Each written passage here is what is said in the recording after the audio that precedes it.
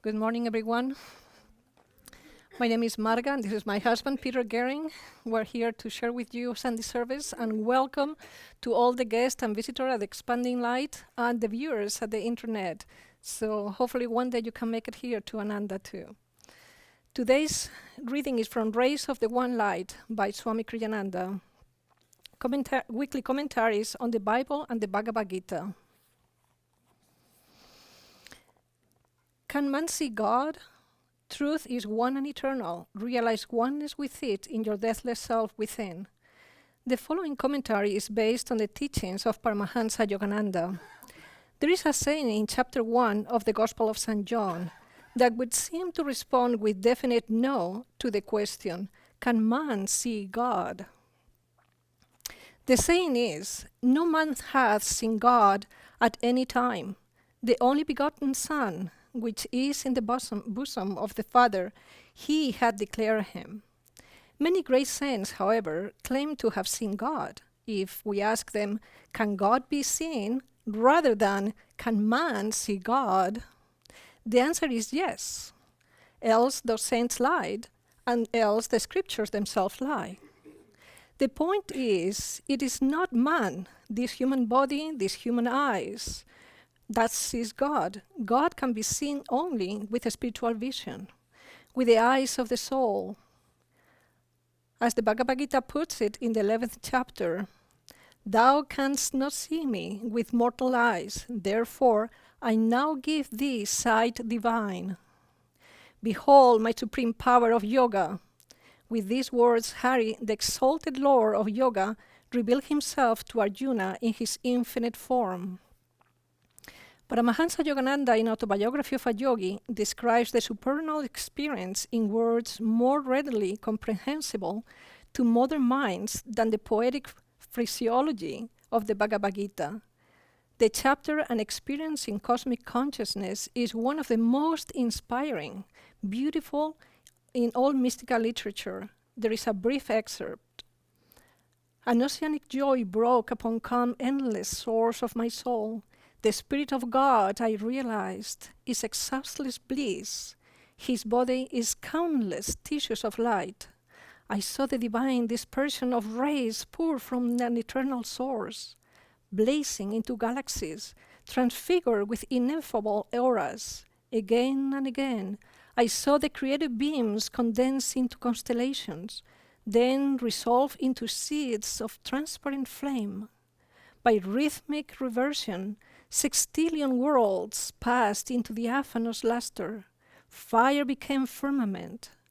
I cognized the center of the Ephirian as a point of intuitive perception in my heart. Radiating splendor issued from my nucleus to every part of the universal structure. The creative voice of God I heard resounding as Om, the vibration of the cosmic motor. This is to the great masters ever is what God is, and this also, they insist, is what we are in our deepest reality. Thus, through Holy Scripture, God has spoken to mankind. Om, Om, Om.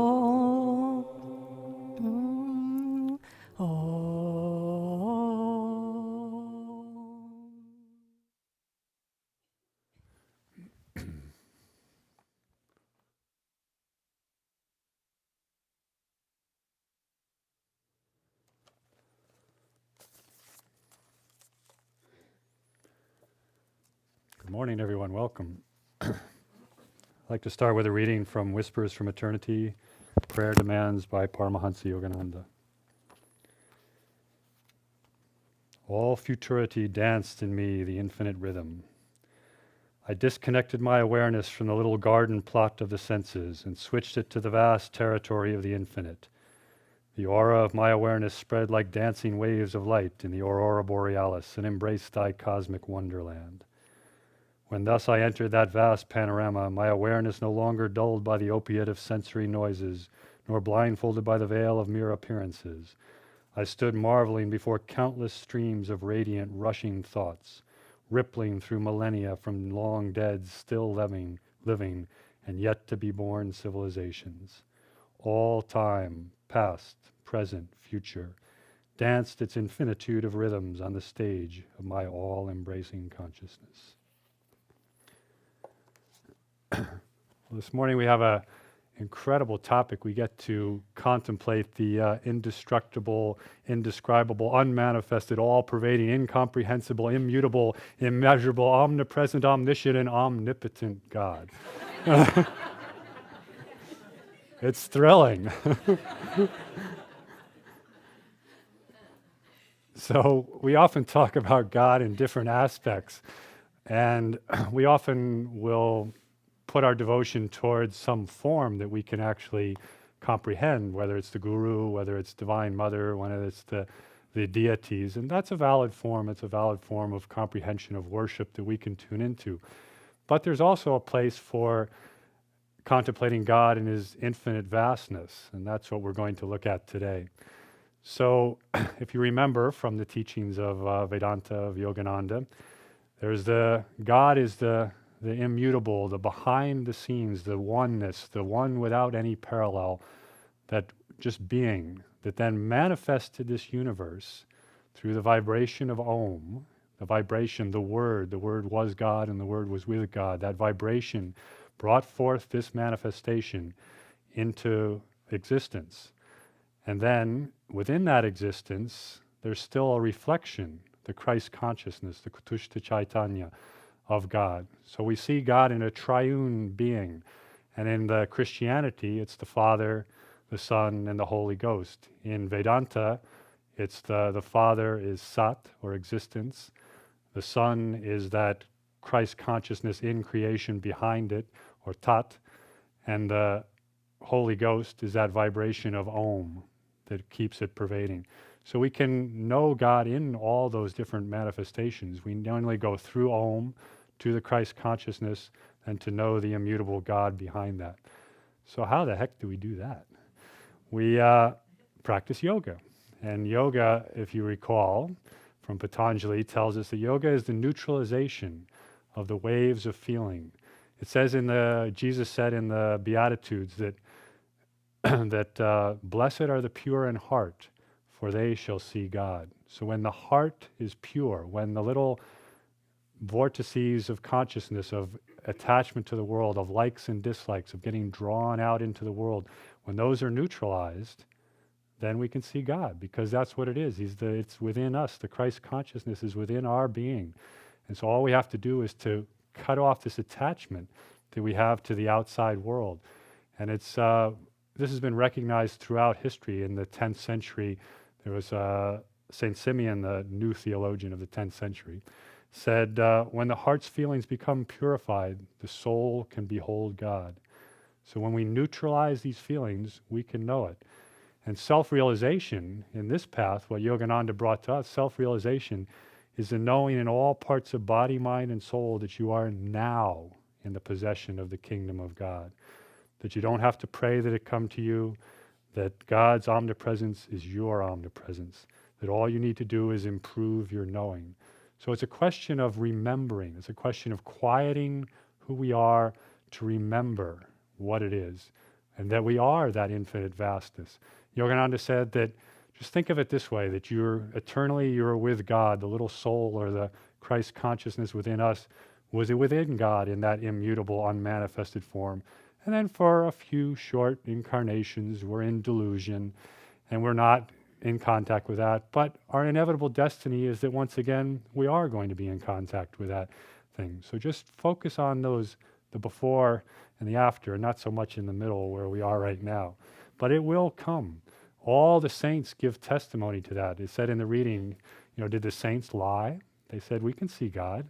It's not with the human form, not with all those little vortices of your heart separating you, but you can see God. Teresa of Avila said, I see the formless Christ. I see Christ in form, but then I also perceive that oneness, the formless. St. Anthony of the Desert said, I have seen him. In the autobiography of a yogi, there's countless stories of saints in there who have had experience of the ecstasy, of Samadhi, the divine consciousness, of lights. It is possible to know that God. And then Kriyananda, in his teachings of us, as I said, he recommends worshiping God in the form that we can relate to. But he also says a very interesting thing in Rays. He said the devotee should meditate daily on the infinite vastness of God's form. Meditate daily on the infinite vastness of God. So that doesn't mean just communing with Yogananda as this little body. It means contemplating infinite vastness. So how do we do that? Well, looking through Kriyananda's teachings and writings, he gives us a number of different times the meditation on the light. And I'm sure you've all probably seen that or heard it. It's taking your focus in meditation here at the spiritual eye, visualizing a ball of light there, and then gradually expanding that light. So that is your consciousness, that light to include the body, to include your meditation room, to include the temple, to include out to the village or wherever you are living, to your state, to the country, just to keep expanding that outward on and on and on till you get to the whole earth. Expand that, release that into the solar system, into the galaxy, into the universe. So you've probably all heard this meditation, or maybe not, but it's written, I mean, Swami has it at least in a half a dozen of his books, probably more, and he's recorded it several times. And as I was contemplating, this nice thing about doing service is you get to sort of contemplate these things that you forgot about. And you sort of say, okay, wait a minute, he mentioned this at least a half a dozen times, and usually when he mentions it, he says, practice this daily. Well, how many of us remember to practice this daily? We probably don't. I didn't. But when I was preparing for service in the last couple of weeks, I did start practicing it daily. And it's an incredible exercise. It's a wonderful thing. And you could think, I mean, this is something that's important. He wouldn't put it in half a dozen different writings. He wouldn't name our retreat center the expanding light if it wasn't important. Expanding light into the infinite form. So there's lots of different ways that you can do this.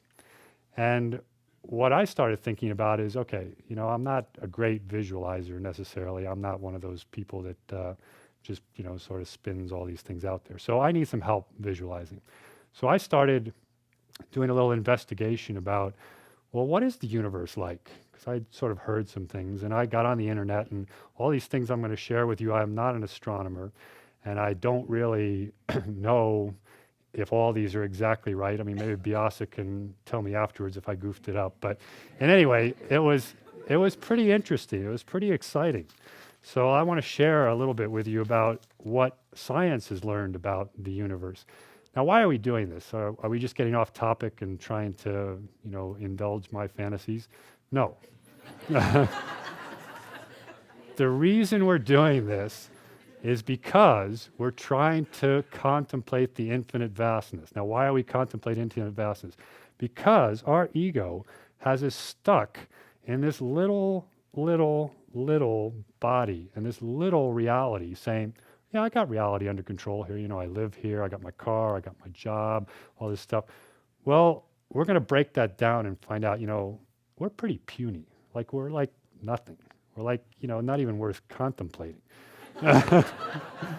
Because we want to get into this infinite vastness. So, okay, for a moment, imagine yourself. You're here on the earth, you're here in this temple or watching wherever you are on the internet, and you're on this mud ball that's Earth out somewhere in space, and we're spinning. We're spinning around pretty fast, probably about, at the equator, it's about 1,000 miles an hour, where we are a little bit less, but you're spinning through space, or you're spinning around the day and night going around. Okay, we can handle that. You're also orbiting around the sun, and at the sun, we're going about 65,000 miles an hour around the sun. So we're spinning, we're going around the sun. Yukteswar also tells us that the whole solar system is also spinning around a dual. So out there somewhere in space, there's a dual to our sun, and we're doing this very long cycle of 24,000 years spinning around that dual, creating the yuga cycles. So we're spinning, going around the earth, going around the dual, and guess what? The whole solar system is also part of a big galaxy, and we're in this galaxy. The galaxy's we're a fairly medium-sized galaxy. It's about 50,000 light years across. So that means that the light on the other side of the galaxy, once we see it, because we're we're really pretty insignificant. We're out on this little arm of a spiral galaxy. We're not in the grand central part of the galaxy. We're kind of out here. Our whole solar system is out here. So we're out on the edge of this galaxy, and the light that we're seeing from the other side of the galaxy, it started 50,000 years ago. So before recorded history, 2 yuga cycles ago, the light that we're seeing now from the other side of the universe started then. So that's, it's big. And we're fairly small over here. Now, our sun is, like I said, sort of a medium-sized star. There's big stars. Like, for example, in Andromeda, one of the big stars is about 700 million miles in diameter. Now, if you took that star and put it in the center of our solar system, it would actually extend out to where Jupiter is. So that's a pretty big star. We're a fairly small star. And that star is rotating around the whole Milky Way. So the Milky Way is this spiral that's spinning in our little Earth and solar system. Besides going around our dual and going around the sun, doing all this, it's spinning around at about 475,000 miles an hour. It's spinning around the center of the galaxy. And it's going to take about 200 million years for us to make one complete revolution around the galaxy. So we're expanding. Our horizons are getting a little bit bigger. We're getting a little bit smaller. Now, the Milky Way is a pretty ordinary galaxy. There's about 100 billion to 200 billion stars, they think, in the Milky Way. But that's kind of average. I mean, the next closest one is the Andromeda galaxy, a spiral galaxy. That's got about 1 trillion stars in it. So, we're up there, but we're not the biggest. And our whole Milky Way galaxy is moving at about 2.2 million miles an hour. So we're getting even faster toward a great attractor. They're not quite sure what it is, but somewhere 150 million light years from here, our galaxy is moving toward that thing. And there's all these other galaxies in the universe that are doing things too. There's probably somewhere on the order of, they think, about 200 billion galaxies. And each of them have about, on average, 200 billion stars. So when you put those together, this is kind of interesting. What do you get? You get maybe 40 sextillion stars. Now, remember in the reading, Master said sextillion worlds vaporize into diaphanous flames. I wonder, did he know this? Sextillion. I mean, is it just a lucky guess? I don't know. And we may find out that there's more than sextillion stars. I don't know. It's a lot of stars, and we're just, one little one here. Now, as we're traveling out from space through these 200 billion galaxies out there, we're just moving through there. Most of space is empty.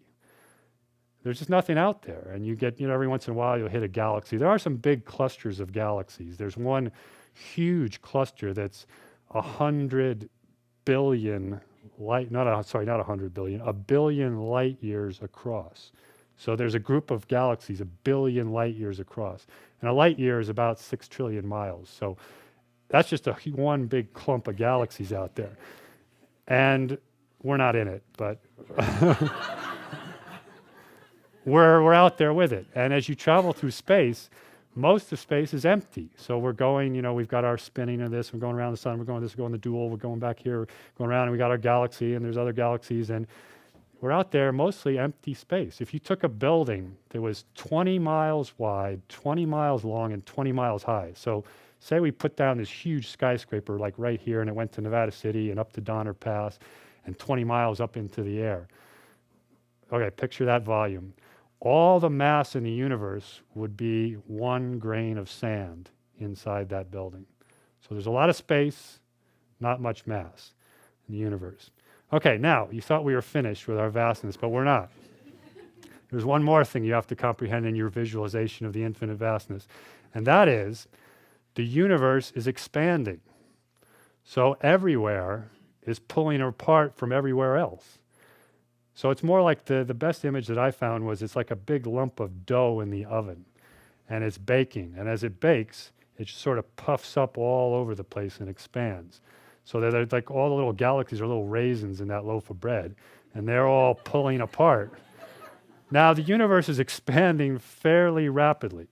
At about 155,000 miles per hour, per megaparsec, which is 3.2 million light years. Anyway, it's pulling apart pretty fast in a lot of places. It's so fast that there's some galaxies on the other side of the universe that are going to fade out. We can see them now with our telescopes, but at some point, they're receding faster relative to us than the speed of light, and they're going to go out. So the universe, in some ways you could say, relative to us, is expanding faster than the speed of light.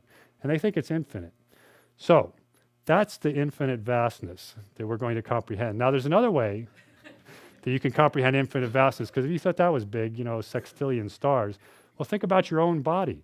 There's actually 100,000 times more atoms in your body than there are stars in the universe. In one little body, on one little mud ball, there's more atoms, each of which is imbued with the cosmic consciousness of the Creator.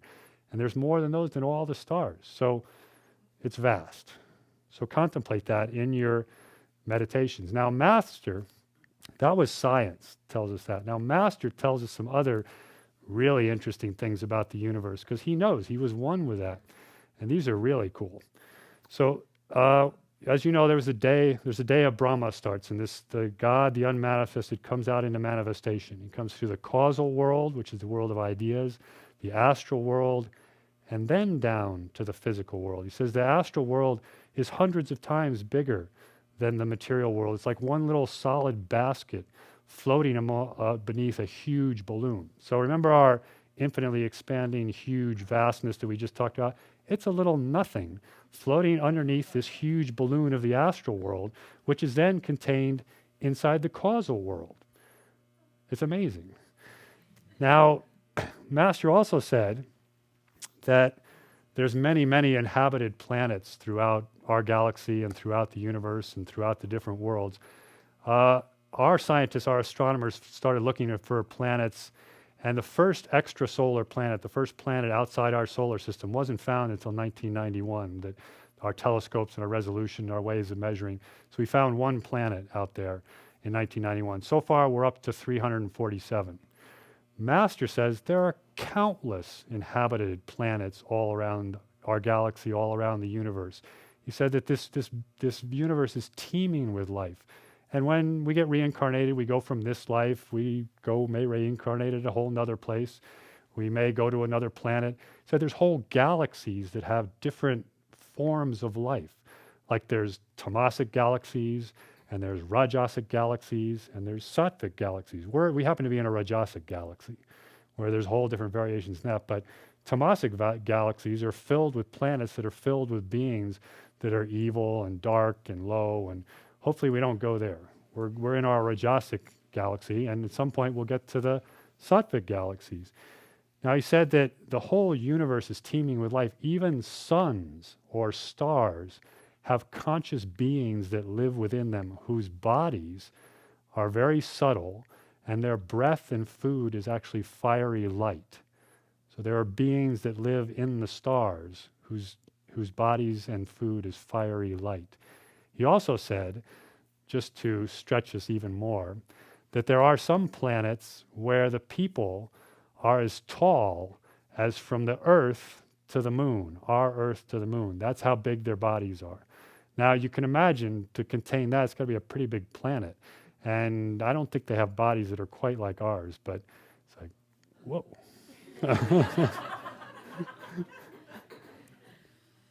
So the main thing is that this whole universe is just one interconnected web of consciousness. And that is God. That is the infinite vastness of God.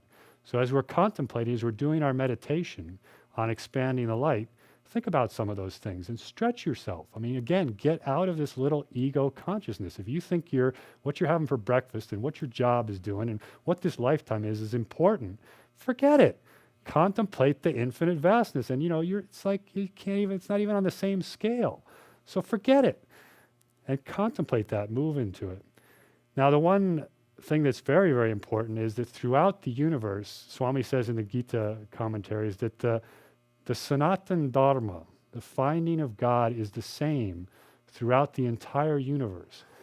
So those ethereal-bodied, fire-breathing beings on the stars, they go through a same process that we do, the Sanatan Dharma, of trying to shed away the misidentification, take away those boundaries and identify ourselves back with that God. Now, moving out of that vastness, you say, well, whoa, I don't know if I can relate to this vastness. Well, one of the things, I just wanted to give you a personal example of some of the ways that I relate to this vastness. And ever since I was, was quite young, I was always drawn to space, to expansion, to vistas. And it was generally out in nature, and I didn't put these words on it when I was being drawn to it, but I would always be hiking and seeking out the top of the mountain or the higher rock or the viewpoint. Now, I grew up on the East Coast, and the East Coast, it's all covered with forest. So you hike and hike and hike, and then you get to one little cliff where you can look out and get the vastness. And then I got to the mountains of the West, where you can get up above tree line, and you just, you feel this huge sense of expansion. And I was always drawn to that. I didn't really want to stay where the nice green trees were in the lakes. I always wanted to go way up, way above the tree line. And I think it was this nature, this calling to us, this expansion, the sense that, get out of your little self, look at what's around you, expand that sense outward. And one of the things I really like to do these days is I'll go backpacking, and especially in the Sierras. The Sierras are fabulous mountains because they're, John Muir called them the gentle wilderness. And they're actually quite benign in terms of storms and insects and weather. And you can actually just go out and meditate in them. So go to the Sierras and find some place where you can climb. And I like to go out before dawn, where I go hiking out away from camp and try to get to the highest place I can and find myself a perch there. And then right at that time, as Nitai was talking about the other day, Brahmamurti, the dawn coming, there's a stillness, there's a sense of newness, of expansion, and you meditate there, and then as the sun comes up, you can open your eyes and just experience that vastness and feel that being drawn out into that. And you don't have to go to the Sierras to do it. You can do it Bald Mountain. There's some wonderful perches out off there that you can feel that sense of expansion. Or the ocean. Go to the ocean. Master often said he would meditate on the horizon line of looking out so you could see where the ocean met the sky, and try to put yourself right in that point where it disappears. So take yourself to where you can feel that expansion, where you can feel that kind of vastness. Another way that we alluded to in the reading that we can do this is through, Master gave us this wonderful chapter of describing cosmic consciousness. And as Swami says, it's a masterpiece of mystical literature, and especially the poem Samadhi. And I just remember the first time that I heard that poem, I was a guest at the Expanding Light, and I had already supposedly read the autobiography, but somehow it didn't sink in, that poem, or I don't know what happened. But Haridas, who many of you know, was it was a course on meditation, I think. And we were just sitting there, and he said, I'm going to read you this poem, Samadhi. And he started reading it. I just remember the incredible thrill of hearing that, of just going, wow, it's making this cosmic consciousness, this thing, it's bringing it down to little snippets that I can at least contemplate, that I can at least try to relate to. And you can take little pieces of that poem. Master said, memorize this poem. Say it daily. Another one of those, do it daily things. That means every day. That means it's important. So memorize that poem and just be with it. I mean, I remember the one, I don't know why, but when I first heard the poem, the part that really stuck in my mind was volcanic bursts of doomsday cataclysms, glaciers of silent X-rays, burning electron floods. And there was something about that image that was just so thrilling to my soul, of feeling this expansion out in the universe. But pick pick whatever it is in that poem that speaks to you, or the whole poem. Thoughts of all men, past, present, to come. Meditate on that one for a while. All thoughts of now, the past, the future, it's accessible right there. Every particle of universal dust. Well, there's a lot of particles of universal dust out there. I mean, every particle, each grain of sand, the sparrow, falls not without my sight. That expansion of that consciousness is just so thrilling. And Master said, that is your true nature. Meditate on that. Live in that. Try to start approximating that, because that will start prepare your consciousness to actually experience that oneness. Now, this experience, Actually, I don't know how many of you know, there's an important or an interesting aside to this. The master wrote that poem when he was going back and forth on the New York subway.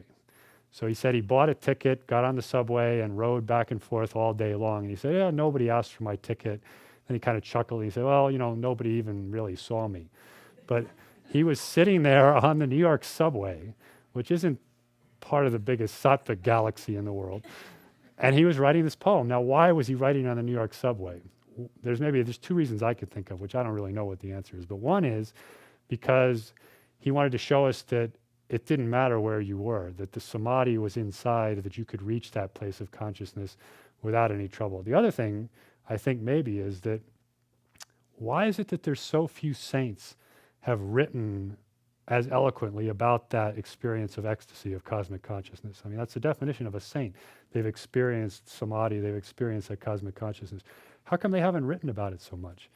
Well, maybe it's really hard to get from every particle of universal dust down to a piece of paper where you're putting words on it. And maybe the environment of the New York subway was just Tomasic enough to be able to help him pull down that inspiration so that he could write it down. Anyway, it's an interesting thing to contemplate. Now, what else can we learn from this story about the cosmic consciousness? So this is my experience of cosmic consciousness. He comes back he's been away, he's run away from his guru, comes back, he's trying to meditate. His mind is, fitful, restless. Yukteswar calls him to him, says, poor boy, the mountains couldn't give you, I will now give you the cosmic consciousness. He taps him on the heart, that's when his expansiousness expands out there. So the important thing is that, one, it came from the guru, that this is something that's transmitted, that it's not something that we're going to think ourselves into, that we're going to wish we were there. We can prepare ourselves by meditating on the infinite vastness, but we have to actually have the grace of God, which is going to get us to that point. So he taps him on the chest. He goes through this incredible thing. Yogananda has been yearning for this experience for days and months and years of his life. And then back into the body, Yukteswar hands him a broom. Says, you shouldn't get too drunk with ecstasy. There's still much work yet to be done. Let's sweep the porch and then we'll walk by the Ganges. So again, it's not that you're going to disappear into this one. It's we're here. God's given us something to do. We're in this Rajasic galaxy for a reason. We're doing these things, but we can still come out to that, or as far as we can get out, and then come back and do our daily work and take that consciousness back into our daily work, then we're doing it. And this theme is echoed many other different places.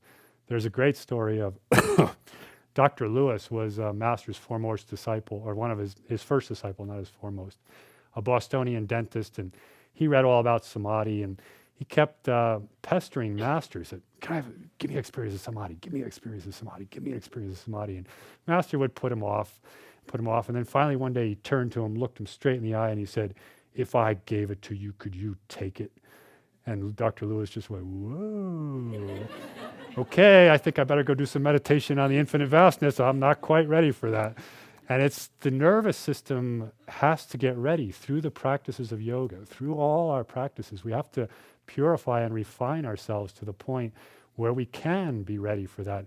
So that shock of omnipresence is the way you put it. It can blow out your nervous system, the shock of omnipresence. If you're suddenly communing with each particle of universal dust, whereas before you were wondering what you're going to have for breakfast, it's a pretty big stretch there. So we have to prepare ourselves for a long time, and when we're ready, God will send us the Master, which will touch us on the heart, or that grace which will come from God, which will take us there.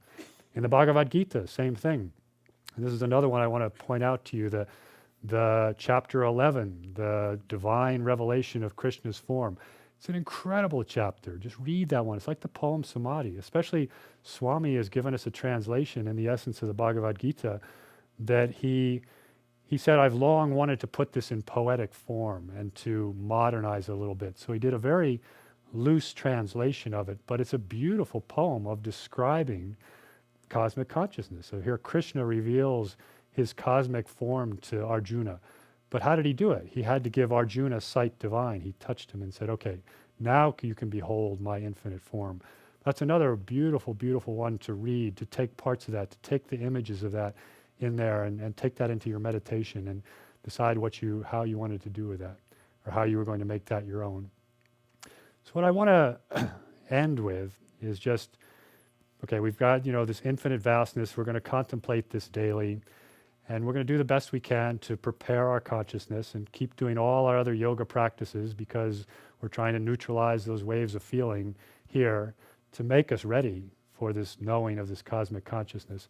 But don't cut yourself short. I mean, you can say, oh my God, the universe, and whoa, I can't deal with this, and how am I ever going to get to omnipresence and omnipotence and omniscience? And just don't worry about that. Just do your best, keep moving in the right way, making the right effort, and then hold on to those things where, I love the expressions, where you're touching the hem of Divine Mother's robe. It may not be that you have a full, you don't see the thousands of suns and moons blooming from Divine Mother's body, but you can get an inkling. You can touch the hem. Maybe it's in your meditation where you feel that sense of just total stillness, of total compression where nothing's moving, that calmness, or you feel that sense of peace where nothing in the world could touch you.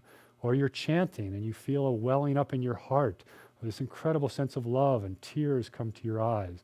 You're touching the hem of Divine Mother's robe. Hold on to that experience. Be with it. And especially try to enhance that experience. I love the expression of take a little bubble of joy and puff on it. And the image that comes to mind in me is, I don't know how many of you seen Sudarshan when he makes his fire with his bow, and he's got this really, really little ember there that he finally gets going. And he's just holding it like this, and he's puffing on it, and he's nurturing it. Well, when you feel a little joy in your heart, take that little sense of joy and puff on it, and blow on it until you can get it bigger, until you can fan those flames till it takes over your whole body. And the same with any of those feelings. Try to work with it, try to be there with it, try to expand that, because you are touching God's infinite vastness during those times. So keep your meditations up, keep doing it, keep expanding, but hold on to those things.